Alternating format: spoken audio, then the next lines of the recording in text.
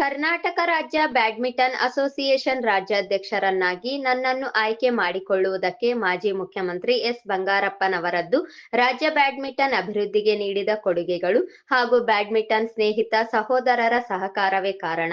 ಅವರೆಲ್ಲರಿಗೂ ಅಭಿನಂದನೆಗಳು ಎಂದು ಮಾಜಿ ಸಚಿವ ಕುಮಾರ್ ಬಂಗಾರಪ್ಪ ಹರ್ಷ ವ್ಯಕ್ತಪಡಿಸಿದರು. ನಗರ ಮಾಜಿ ಸಂಸದ ಬಿವಿ ನಾಯಕ್ ಅವರ ನಿವಾಸದಲ್ಲಿ ಕರೆದಿದ್ದ ಪತ್ರಿಕಾಗೋಷ್ಠಿಯಲ್ಲಿ ಮಾತನಾಡಿದ ಅವರು, ಬೆಂಗಳೂರಿನಲ್ಲಿ ಒಲಿಂಪಿಕ್ ಗ್ರಾಮ ತಲೆ ಎತ್ತಲಿದೆ. ಈಗಾಗಲೇ 22 ಜಿಲ್ಲೆಗಳಲ್ಲಿ ಬ್ಯಾಡ್ಮಿಂಟನ್ ಸಂಘಗಳು ಬಲಿಷ್ಠವಾಗಿವೆ. ರಾಯಚೂರಿನಲ್ಲಿ ಸಚಿವ ಎನ್ಎಸ್ ಬೋಸರಾಜು ಅವರ ಸಹಾಯ ಸಹಕಾರದಿಂದ ಬ್ಯಾಡ್ಮಿಂಟನ್ ಇಲ್ಲಿ ಮುಂಚೂಣಿಯಲ್ಲಿದೆ. ಇಂದು ಹಮ್ಮಿಕೊಂಡಿರುವ ಪಂದ್ಯಾವಳಿಗೆ ನಮಗೂ ಆಹ್ವಾನ ಇದೆ ಎಂದರು. ಈಗಾಗಲೇ 4 ಸಿನಿಮಾಗಳು ನಮ್ಮ ಕೈಯಲ್ಲಿವೆ. ನಿರ್ಮಾಪಕರೊಂದಿಗೆ ನಾವು ಸಹಕಾರದಿಂದ ಮತ್ತೆ ಬಣ್ಣ ಹಚ್ಚಿರುವುದಾಗಿ ಹೇಳಿಕೊಂಡ ಅವರು, ರಾಜ್ಯ ಹಾಗೂ ಕೇಂದ್ರ ಸರ್ಕಾರಗಳು ತಮ್ಮದೇ ಆದ ಮಾದರಿಯಲ್ಲಿ ಆಡಳಿತವನ್ನು ನಡೆಸುತ್ತಿದ್ದು, ಒಳಸುಳುವಿಕೆಯ ವಿರುದ್ಧ 2 ಸರ್ಕಾರಗಳು ಸಮನ್ವಯತೆಯಿಂದ ಕೆಲಸ ಮಾಡುತ್ತಿವೆ ಎಂದರು. ಡಿ. ದೇವರಾಜ ಅರಸು ಜನಮಾನಸದಲ್ಲಿ ಅಚ್ಚಳಿಯದೆ ಕೆಲಸ ಮಾಡಿ ಅವರು ಉತ್ತುಂಗದಲ್ಲಿದ್ದಾರೆ. ಡಿ. ದೇವರಾಜ ಅರಸು ಅವರಿಗಿಂತ ಹೆಚ್ಚು ಕಾಲ ಮುಖ್ಯಮಂತ್ರಿಯಾಗಿರುವ ಸಿದ್ದರಾಮಯ್ಯನವರಿಗಿಂತ ಉತ್ತಮ ಕೆಲಸಗಳನ್ನು ನಿರೀಕ್ಷೆ ಮಾಡುತ್ತಿದ್ದೇವೆ ಎಂದರು. ಈಗಿರುವ ರಾಜ್ಯಾಧ್ಯಕ್ಷರ ಬದಲಾವಣೆ ವಿಚಾರದಲ್ಲಿ ತಮ್ಮ ಬೇಡಿಕೆಗೆ ಸೋಲಾಗಿಲ್ಲ ಎಂದು ಸ್ಪಷ್ಟಪಡಿಸಿದ ಅವರು, ಯತ್ನಾಳ್ ಅವರನ್ನು ಪಕ್ಷಕ್ಕೆ ಸೇರ್ಪಡೆ ಮಾಡಿಕೊಳ್ಳಬೇಕೆಂಬುದು ನಮ್ಮ ಬೇಡಿಕೆ. ಪಕ್ಷದ ತೀರ್ಮಾನಕ್ಕೆ ನಾವು ಬದ್ಧರಿದ್ದೇವೆ. ಯತ್ನಾಳ್ ಅವರನ್ನು ಸೇರಿಸಿಕೊಳ್ಳದಿದ್ದರೆ ಅವರ ದಾರಿ ಅವರಿಗೆ, ಬಿಜೆಪಿಯವರಾದ ನಮ್ಮ ದಾರಿ ನಮಗೆ ಎಂದರು.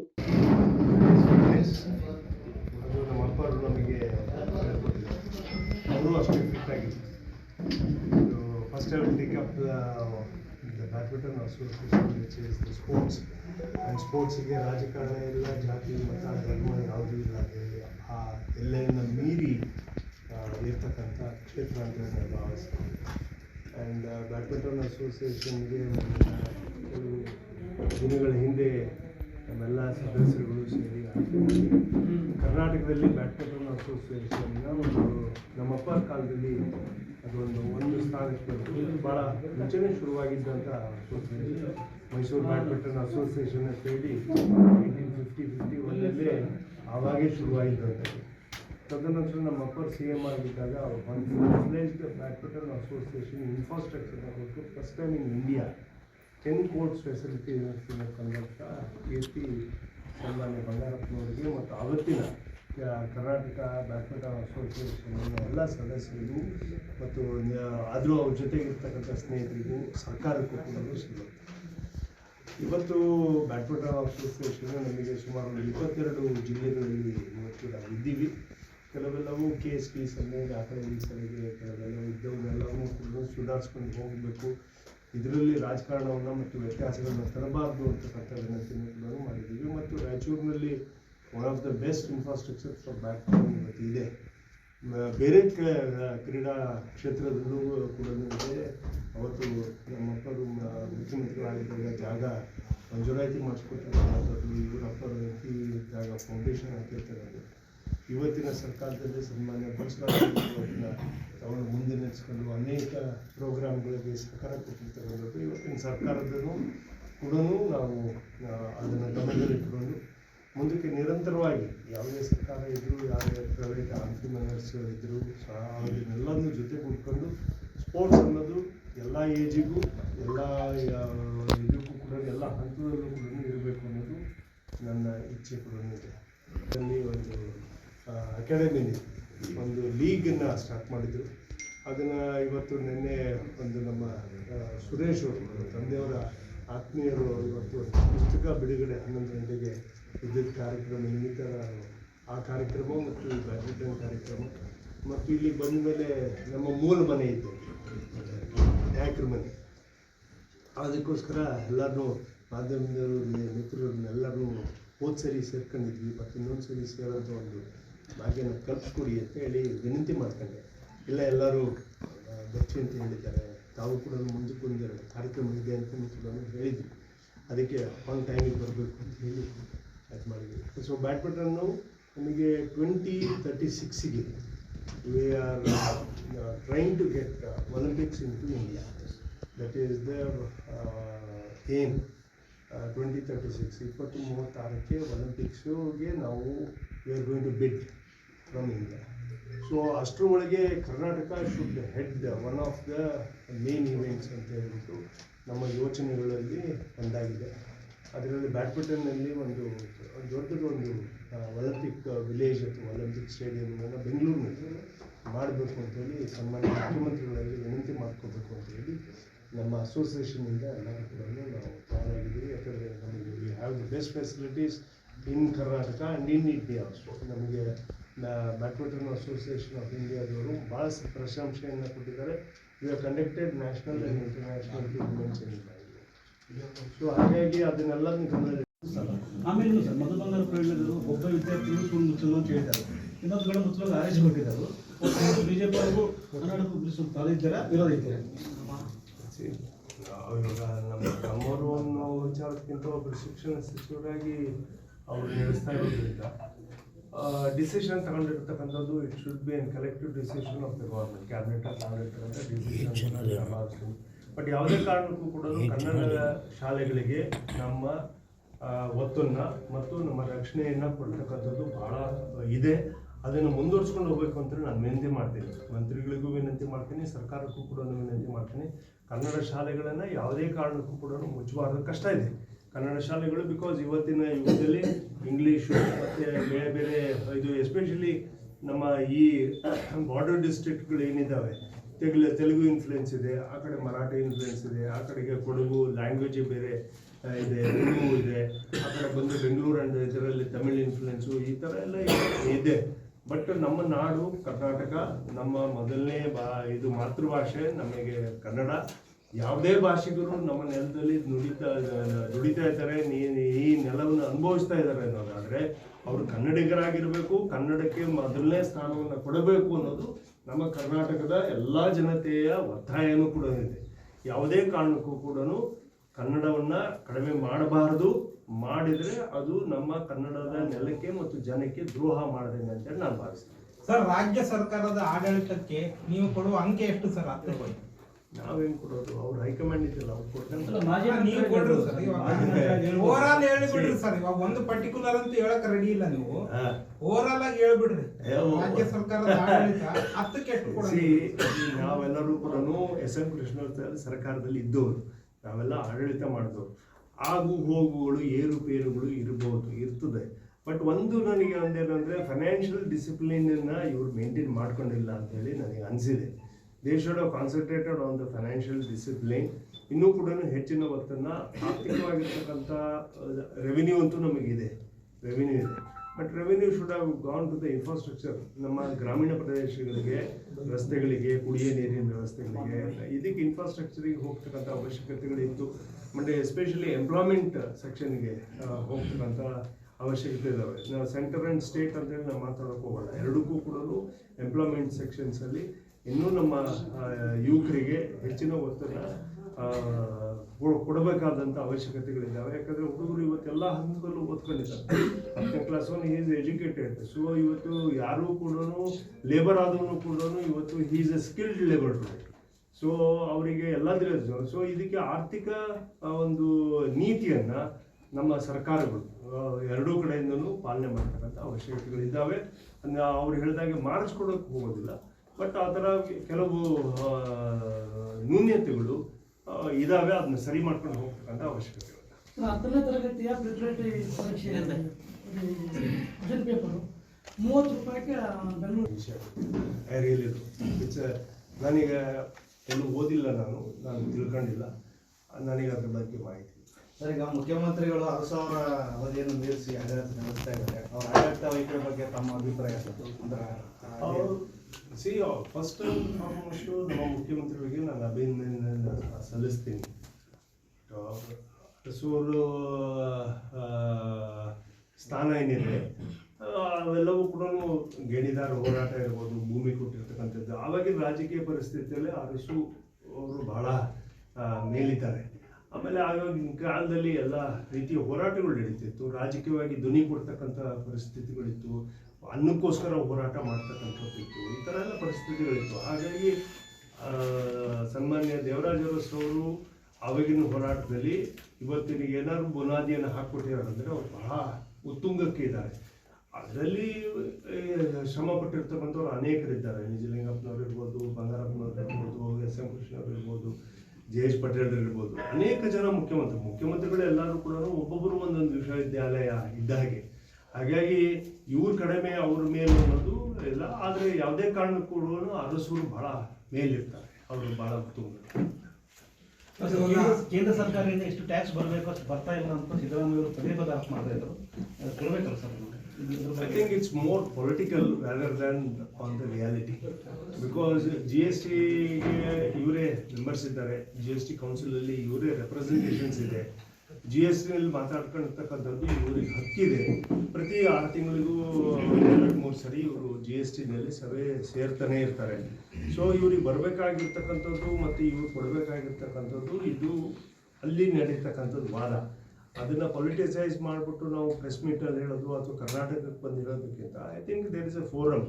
ಅವರ ಮುಖ್ಯಮಂತ್ರಿಗಳಾಗಿ ಮತ್ತು ಕರ್ನಾಟಕ ರಾಜ್ಯದ ಜನತೆಯ ರಕ್ಷಣೆಗಾಗಿ ಅವರು ಅಲ್ಲಿ ವಾದ ಮಾಡಬೇಕಾಗಿತ್ತು. ಐ ಥಿಂಕ್ ಫಂಡ್ಸ್ ಬರ್ತಾ ಇದೆಯಲ್ಲ, ಕೇಂದ್ರದ ಸಚಿವರು ಮತ್ತು ಸಂಸದರು ಮಾತಾಡವಲ್ಲ ಅಂತೇಳಿ ಹೋಗಿದೆ ಸರ್. ಕೇಂದ್ರದ ಸಚಿವರು ಮಾತನಾಡೋದಿಲ್ಲದೆ ಕೆಲಸ ಮಾಡ್ತಾ ಇದ್ದಾರೆ ಅಂದಾಗ ಮಾತಾಡೋದು ಯಾಕೆ? ರಾಜ್ಯದ ಪಾಲಿನ ವಿಷಯದಲ್ಲಿ ಸರ್, ರಾಜ್ಯದ ಪಾಲಿನ ವಿಷಯದಲ್ಲಿ ಮಾತಾಡಲ್ಲ ಅಂತ. ರಾಜ್ಯದ ಪಾಲುವಿಕೆಯಲ್ಲಿ ಇದ್ದಾಗ ಇವಾಗ ಎಷ್ಟು ಬಂದಿದೆ ಅಂತ ಹೇಳಿ ಫ್ಯಾಕ್ಟ್ಸ್ ಅಂಡ್ ಫಿಗರ್ಸ್ ನಮ್ಮ ಕೈ ಮುಂದೆ ಇದೆ.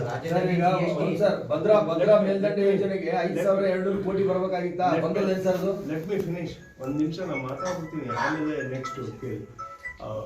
ರಾಜ್ಯದಿಂದ ನಮಗೆ ಏನು ಬರಬೇಕು, ನಾನು ಯಾರ ಮೇಲೂ ಕೂಡ ನಾನು ದೋಷಾರೋಪಣೆ ಮಾಡ್ತಾ ಇಲ್ಲ. ಆದರೆ ನಾನು ಯಾವ ಫ್ಯಾಕ್ಟ್ಸ್ ಅಂಡ್ ಫಿಗರ್ಸ್ನ ನಾನು ಇಟ್ಕೊಂಡು ನಾನು ಮಾತಾಡ್ತಾ ಇದ್ದೀನಿ. Better we talk with the facts and figures of the state government and union government. ಇದರಲ್ಲಿ ನಾವು ಇಷ್ಟು ಬರಬೇಕಿತ್ತು, ಇಷ್ಟು ಹೋಗ್ಬೇಕಿತ್ತು ಅಂದರೆ ಇಷ್ಟು ಬರಬೇಕು ಅಂತ ನಾವು ಒತ್ತಾಯ ಮಾಡಬೇಕು.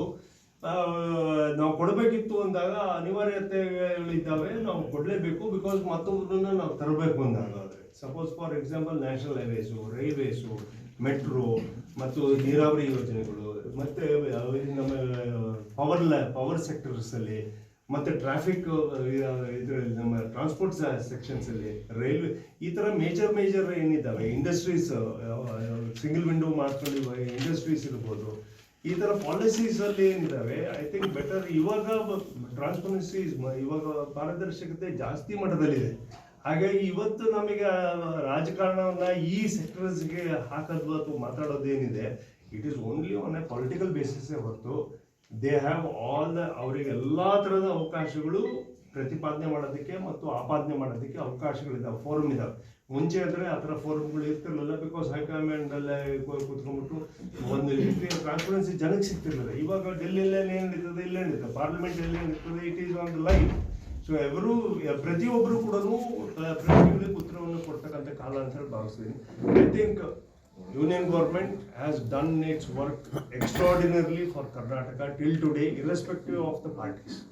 ಸರ್, ಇವಾಗ ಕೇಂದ್ರ ಸರ್ಕಾರ ಮನ್ರೇಗಾ ಅನ್ನೋ ಯೋಜನೆಯನ್ನ ಚೇಂಜ್ ಮಾಡಿ ಜಿ ಮಾಡಿದೆ. ಇದಕ್ಕೆ ರಾಜ್ಯ ಸರ್ಕಾರ ವಿರೋಧ ವ್ಯಕ್ತಪಡಿಸ್ತಾ ಇದೆ. ಇದ್ರ ಬಗ್ಗೆ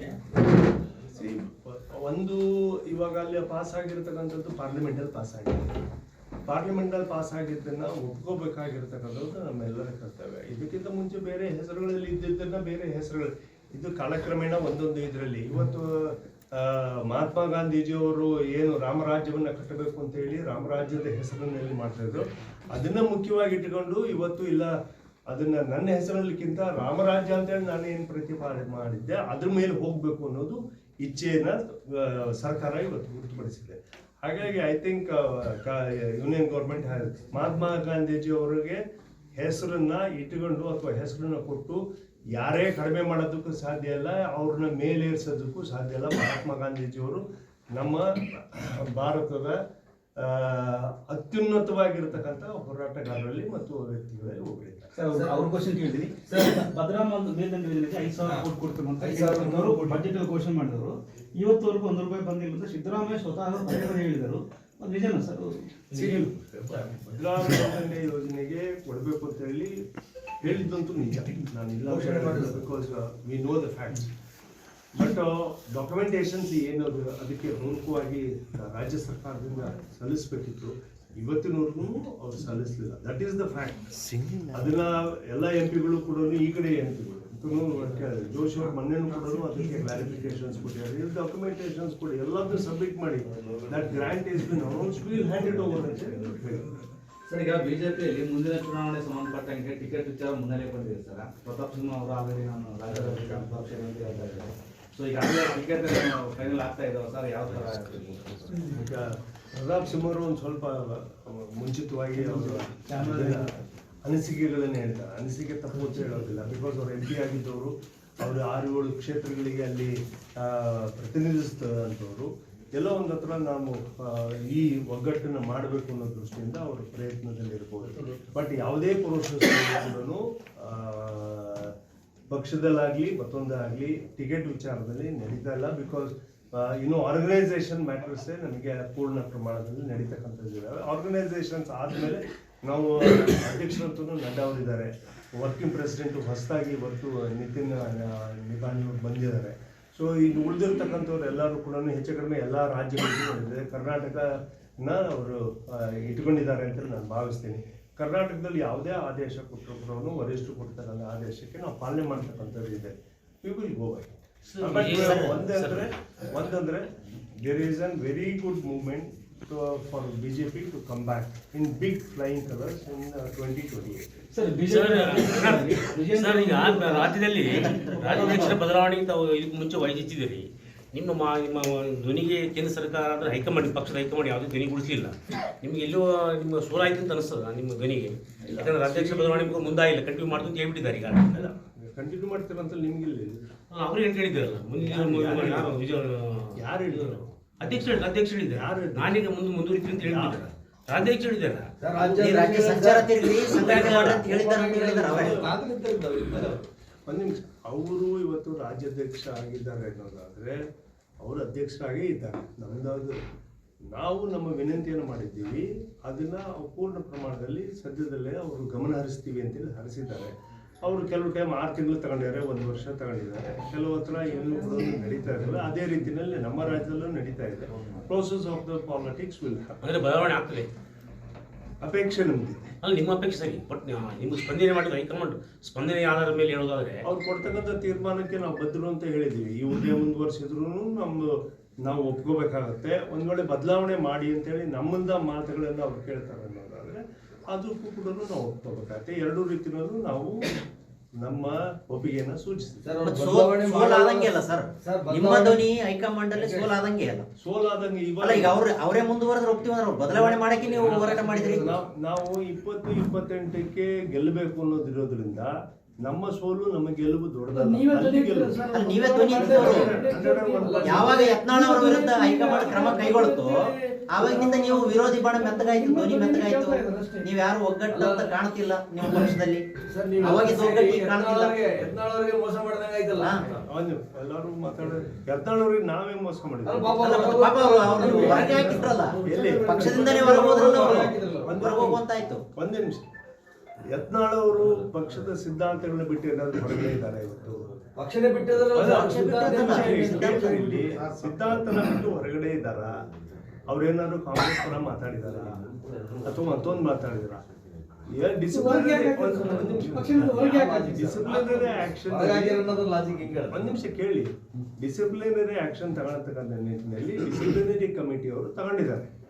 ಅದನ್ನ ಮರುಪರಿಶೀಲನೆ ಮಾಡಬೇಕು ಬಿಡಬೇಕು ಅನ್ನೋದು ಸದ್ಯದಲ್ಲೇ ತೀರ್ಮಾನ ಮಾಡ್ತಾರೆ. ನಮ್ಮ ವಿನಂತಿ ಇದೆ, ಅದನ್ನು ನೋಡ್ಕೊಂಡ್ಬಿಟ್ಟು ಅವ್ರು ತೀರ್ಮಾನ ತಗೊಂಡಾಗ ಮಾಡ್ತಾರೆ. ಇಲ್ಲ ಅಂದ್ರೆ ಅವ್ರ ದಾರಿ ಅವ್ರಿಗಿದೆ, ನಮ್ಮ ದಾರಿ ನಮಗಿದೆ. ನಾವು ಪಕ್ಷದಲ್ಲಿ BJP ಪಕ್ಷದಲ್ಲಿ ಇದ್ದೀವಿ, ನಾವು ಎಲ್ಲರೂ ಇಂಟ್ಯಾಕ್ಟ್ ಆಗಿದ್ದೀವಿ, ನಾವು ಮುಂದುವರಿತೀವಿ.